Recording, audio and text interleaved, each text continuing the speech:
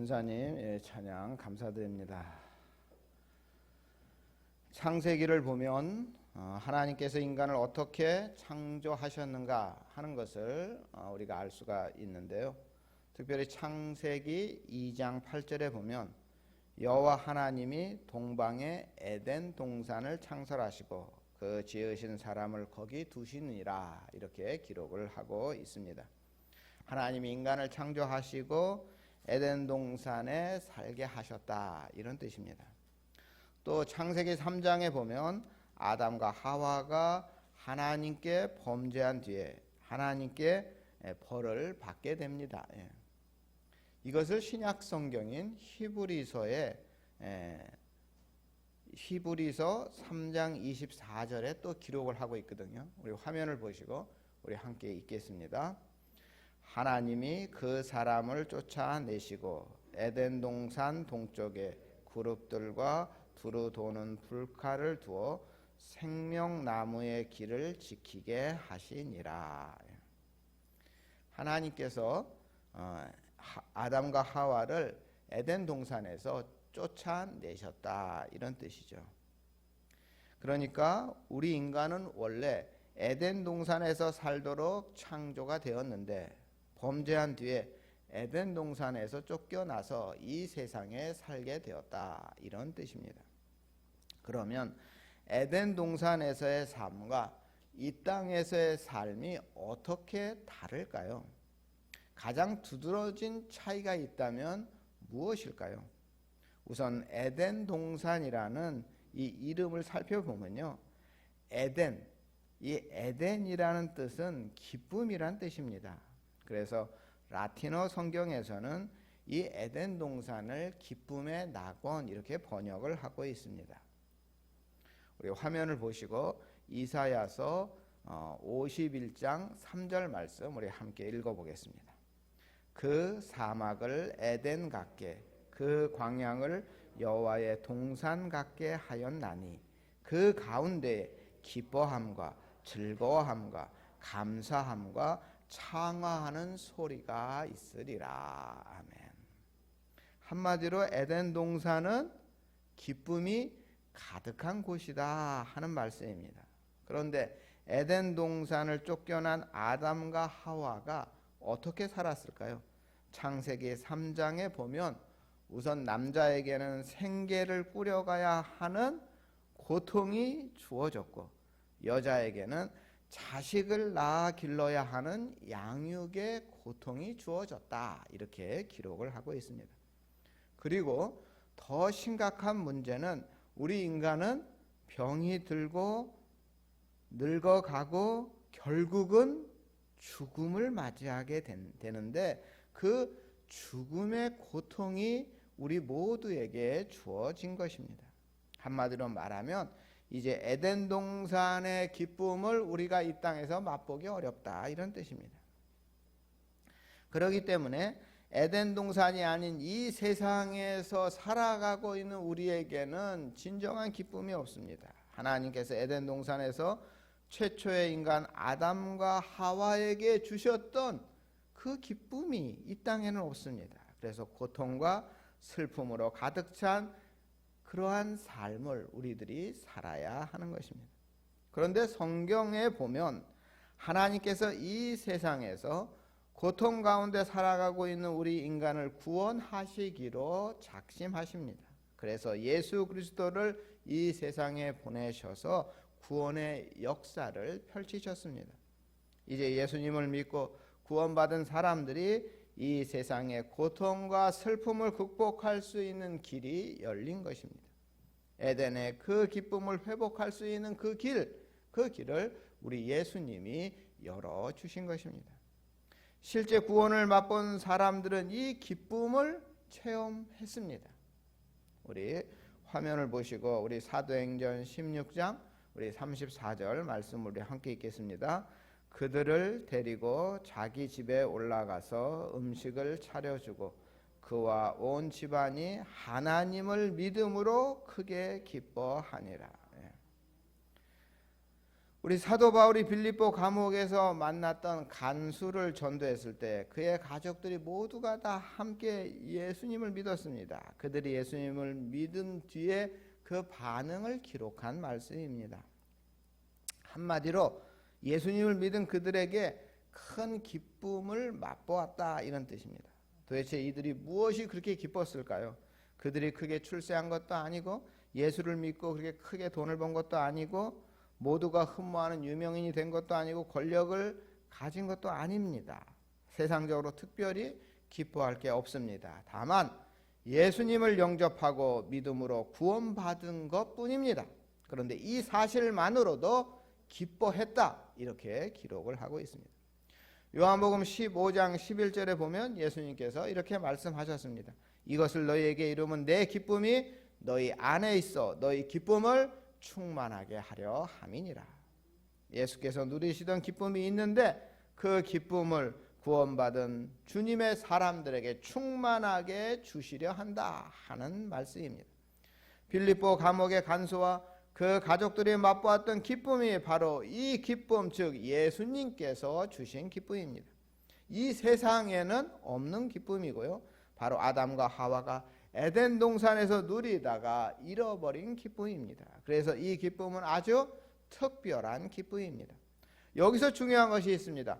이 기쁨이 우리 그리스도인들의 삶을 바꿔놓는다는 것입니다. 이 기쁨이 슬픔 가운데 있는 다른 그리스도인들을 위로합니다. 이 기쁨이 절망 가운데 주저앉아 있는 다른 그리스도인들을 일으켜 세웁니다.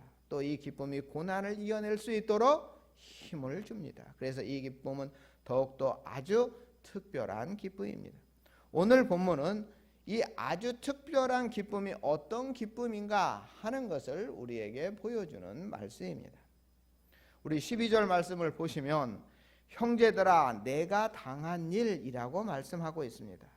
바울이 빌립보 교인들에게 자기가 겪고 있는 상황을 말하고 있습니다. 그런데 그 상황은 자기가 계획한 일도 그리고 자기가 원했던 일도 아니라는 것입니다. 그리고 본문 13절에 보면 나의 매임이 그리스도 안에서 모든 시위대 안과 이렇게 말씀을 하고 있습니다. 그래서 이 바울이 로마의 시위대 안에 있는 감옥에 수감이 되어 있다, 이런 뜻입니다. 바울은 실제로 이 편지를 쓸 때 미결수 신분으로 황제의 재판을 받기 위해 지금 현재 감옥에 있는 상태입니다. 나의 매임, 이 매임이라는 말은 쇠사슬이라는 뜻도 가지고 있습니다. 그러니까 이 쇠사슬이라는 말은 감옥 안에서 사도 바울이 묶여 있다, 이런 뜻이기도 합니다. 바울은 감옥 안에서 쇠사슬에 묶여 있었다 하는 것입니다. 여러분, 감옥이 조그만 거 아시죠? 이 조그만한 그 방 안에 갇혀 있었는데 그 조그만한 방 안에서도 쇠사슬에 묶여 있었다, 이런 뜻입니다. 우리가 바울과 같은 상황에 놓여 있다고 한번 상상해 보시기 바랍니다. 지금 나이 들어 노년에, 지금 사도 바울은 지금 노년입니다. 지병이 있습니다. 통증에 시달리고 있습니다. 가족이 없는 상태입니다. 이 상황에 감옥에 지금 현재 수감되어 있는 것입니다.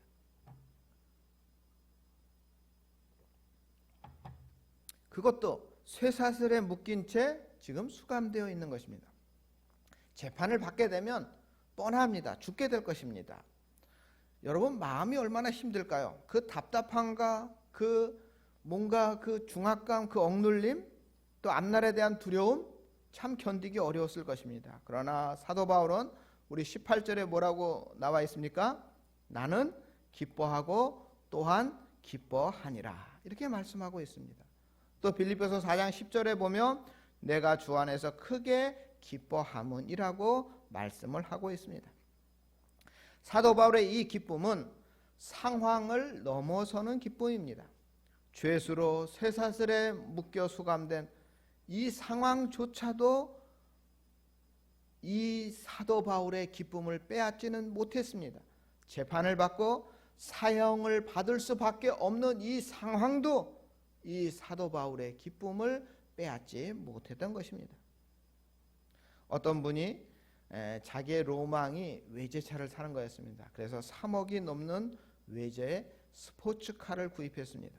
차를 사서 첫 드라이브를 하는데 세상을 다 가진 것처럼 기쁘더랍니다.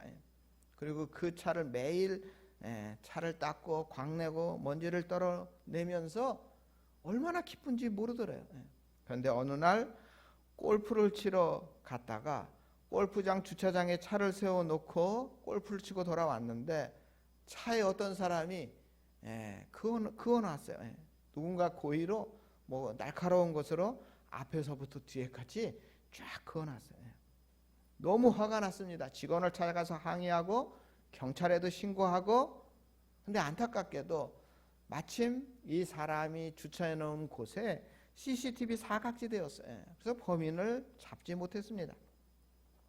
이 사람 어떻게 됐겠습니까? 그날부터 밥맛이 없습니다. 잠이 오지 않았습니다. 세상을 다 얻은 것 같은 그 기쁨이 한순간 온데간데 없어지고 온통 고통 속에 휘말리게 되었다 하는 것입니다. 여러분, 세상의 기쁨은 다 이렇습니다. 상황이 바뀌면 사라집니다.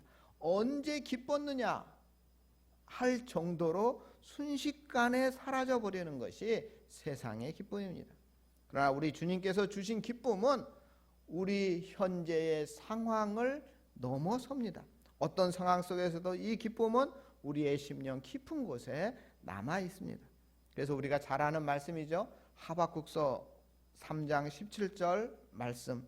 비록 무화과 나무가 무성치 못하고 포도나무에 열매가 없으며 감람나무에 소출이 없으며 밭에 먹을 것이 없으며 우리의 양이 없으며 외양간에 소가 없을지라도 나는 여호와로 말미암아 즐거워하며 나의 구원의 하나님으로 말미암아 기뻐하리로다. 내가 지금 처한 상황이 너무 힘들고 어렵지만 나는 기뻐하겠다. 바로 하나님께서 주시는 그 기쁨으로 내가 기뻐하겠다 하는 뜻입니다. 우리 주님께서 주시는 이 특별한 기쁨은 기뻐할 수 없는 상황 속에서도 기뻐할 수 있게 해주는 힘이 있습니다. 그래서 힘들고 어려운 상황을 우리가 이겨낼 수가 있는 것입니다. 사도 바울은 지금 로마 감옥에 수감되어 있습니다. 그런데 이 로마에는 바울이 오기 전부터 교회가 세워져 있었습니다. 비록 바울이 로마에 와서 감옥에 수감되어 있다 해도 사도 바울은 로마 교회에 커다란 영적인 영향력을 끼치고 있었습니다. 우선 바울이 감옥에서도 전도했습니다. 감옥에서도 전도의 열매를 맺었습니다. 그러자 로마 교회의 많은 성도들이 이 사도 바울을 통해서 도전을 받았습니다. 이들은 바울을 따르며 더 적극적으로 전도했습니다. 그런데 또 한편 사람들은 사도 바울을 시기하는 사람들이 생겼습니다. 자기들이 로마 교회 내에 쌓아놓은 영적 지도력이 손상될까 봐 두려웠던 사람들이 있었습니다. 이게 참 교회는 그런 일이 없어야 되는데 초대교회 때부터 일종의 뭐 권력이라면 좀 그런데 권력을 놓고 싶지 않은 그런 것들이 있었습니다. 근데 오늘날 한국 교회도 큰 교회는 그런 것들이 있지 않습니까? 우리 같이 작은 교회는 그런 것이 없지만 큰 교회들은 그런 것들이 있습니다. 그러니까 여러분 17절에 보시면 그들은 나의 매임의 괴로움을 더하게 한 줄로 생각하여 순수하지 못하게 다툼으로 그리스도를 전파하느니라. 그러니까 이 사도 바울에게 영향력을 뺏기기 싫은 사람들, 그런 사람들이 자기들의 영향력을 더 크게 하려고 자기를 따르는 사람들을 더 많게 하려고 열심히 전도했다는 뜻입니다. 열심히 전도하는 것이 사도 바울을 괴롭게 하는 줄 알고 그렇게 했다는 것입니다. 이런 말이에요. 바울의 입장에서 생각해 보면 기가 막힌 일입니다. 주를 위해 헌신하다가 감옥에 갇혀 있는데 찾아와서 위로해 주고 중보기도는 못할 망정 자기를 괴롭게 하려는 마음을 가졌다는 것입니다. 그리고 유치하죠. 자기 세력을 더 확장하기 위해서 전도를 열심히 했다는 것입니다. 여러분, 보통 사람 같으면 저만 같아도 이런 상황을 보면 속상했겠죠. 화가 났을 것입니다. 그런데 바울은 생각이 달랐습니다. 어쨌든 결과적으로 복음이 전파되는 일이니 기쁜 것이 아니냐, 이렇게 생각했습니다. 자기의 속상한 감정에 사로잡히지 않고 차분히, 그래, 복음이 더 전파되고 있구나, 복음이 더 많은 사람들에게 증거되고 있구나 하면서 그 결과를 내다보며 기뻐했습니다. 이처럼 주님께서 주시는 기쁨은 우리의 감정을 넘어서는 것입니다. 우리의 감정이 좌우할 수 없는 그 기쁨이 우리 주님이 주시는 기쁨입니다. 주님이 주시는 기쁨은 그래서 아주 특별한 기쁨인 것입니다. 우리가 이렇게 누구에게 음해를 당하고 모욕을 당하고 조롱을 당하게 될 때 우리의 감정은 상하고 엉망이 됩니다. 이렇게 감정이 상하게 되면 기쁨이 사라지죠. 제가 이제 지난주에 노회를 마치고 제가 이제 임원으로서 역할을 다 끝났는데 이번에 우리 노회 안에 이러한 음해가 많았습니다. 이러한 조롱 이런 것들이 많았어요. 근데 뭐 제가 그런 걸 당한 건 아니지만 제가 속상하더라고요. 그런 걸 보면서. 그런데 그 당사자는 얼마나 힘들었겠습니까? 사도 바울은 그 당사자예요. 모함하고 음해하고 모욕하고 그 조롱하는 그 당사자인데, 그런데 그럼에도 불구하고 또 감옥에 있는 어려운 힘든 그 상황에서도 욕을 하는 사람이 있었고 공격하는 사람이 있었고, 인간적으로 보면은 무척 속상했을 것입니다. 그러나 바울은 이런 상태 속에서도 기뻐한다고 고백을 하고 있습니다. 주님께서 주신 기쁨이 상한 마음을 치유했을 뿐 아니라 기뻐할 수 없는 가운데서도 기뻐할 수 있게 해준 것입니다.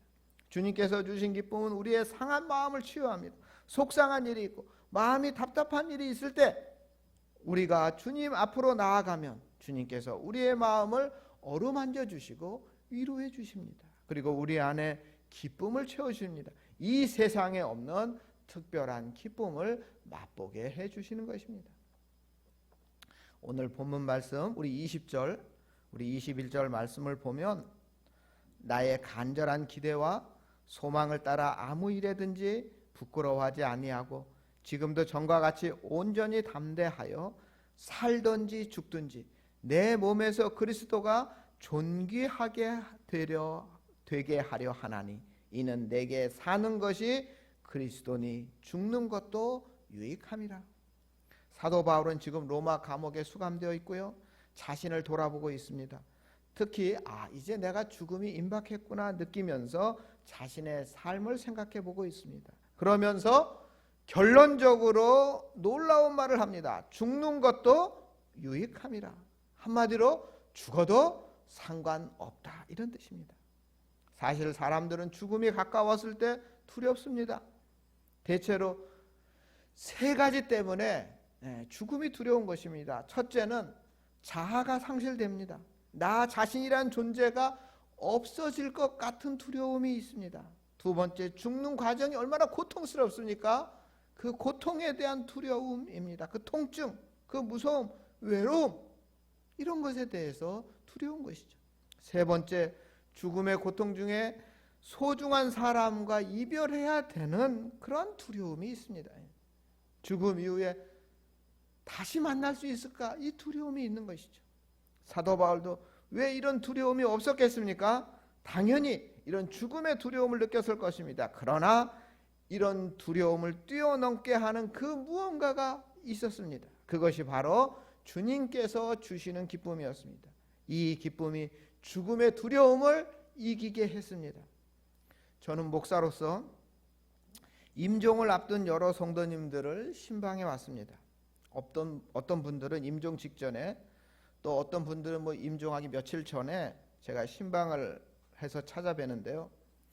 처음에는 차분하게 이제 대화도 나누고 어떠시냐 묻고요. 그런데 이제 어떤 분은 벌써 이제 의식이 없으신 분들도 있죠. 예. 또 어떤 분은 의식이 또렷하신 분들도 있고, 또 어떤 분은 기억이 의식이 있다가 나갔다가 뭐 이러신 분들도 있고, 예.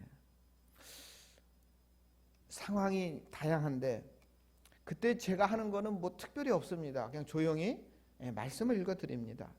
또 주변 상황에 뭐 1인시나 특실 같은 데 계시면 찬송도 불러드리고요. 또 여러 명이 계신 곳에 있으면 그냥 여의치 않으니까 기도만 해드리는 경우도 있습니다. 그렇게 짧은 시간이지만 말씀을 읽어드리고 기도를 하고 나면 대부분 우리 성도님들은 얼굴 표정이 밝아지십니다. 장례를 할 때 유족들에게 마지막 임종의 모습이 어땠느냐 제가 묻습니다. 그러면 대부분 평안히 눈을 감으셨다는 그런 답변을 듣습니다. 저는 이런 체험을 통해서 한 가지 분명히 믿는 것이 있습니다. 하나님께서 우리 성도들이 이 세상을 떠날 때 함께 하신다는 것입니다. 그리고 우리 성도님들 심령 깊은 곳에 이 세상에 없는 기쁨을 주셔서 죽음의 공포를 이길 수 있게 해 주신다는 것입니다. 우리 주님께서 주시는 기쁨은 죽음을 넘어설 수 있는 기쁨입니다. 죽음의 순간에 다가오는 그 무서운 공포를 이기게 해줍니다. 저 천국의 소망 가운데 평안한 마음을 갖게 해줍니다. 이것이 바로 세상 사람들이 이해할 수 없는 우리 주님이 주시는 특별한 기쁨입니다. 사도 바울은 빌립보서 3장 1절에 이렇게 우리에게 당부하고 있습니다. 끝으로 나의 형제들아 주 안에서 기뻐하라. 우리 그리스도인들에게는 주 안에서 기뻐하라는 당부의 말씀을 해 주셨습니다. 이 말씀은 이미 우리가 구원을 얻을 때 주님께서 주신 기쁨을 잃어버리지 말고 살라는 말씀이기도 합니다. 오늘도 성령 안에서 주시는 그 기쁨을 누리며 살라는 뜻이기도 합니다. 우리는 지금 1년 넘게 코로나 사태 속에서 힘든 시기를 살고 있습니다. 백신이 나왔는데 그럼에도 불구하고 이 상황이 언제 끝날지 모르는 그런 두려움이 있습니다. 이 사태가 길어지면서 사실 우리는 지쳐 있습니다. 코로나가 아니더라도 가정마다 개인마다 해결하기 힘든 문제와 어려움 때문에 염려하기도 하고 두려워하는 그런 일도 있습니다. 그럼에도 불구하고 우리 성도님들 주 안에서 기뻐하시기 바랍니다. 주님께서 주시는 아주 특별한 기쁨이 우리로 하여금 이 힘든 시기를 능히 이겨내게 해 주실 것이라는 이 믿음을 가지시고 우리 주님께서 주시는 기쁨이 우리 성도님들을 위로해 주고 그 어떤 어려움도 이겨낼 수 있는 힘을 주시기를 주님의 이름으로 축원합니다. 사랑의 하나님, 우리의 가정을 여호와의 동상 같게 하시고 그 가운데 기뻐함과 즐거움과 감사함과 창화하는 소리가 넘치게 하여 주시옵소서. 사도 바울이 당부한 것처럼 주님께서 주신 기쁨을 잃어버리지 말게 하시고 매일매일 성령님 안에서 주시는 기쁨을 누리며 살아가게 하여 주시옵소서. 우리를 구원하신 예수님의 이름으로 기도드립니다. 아멘.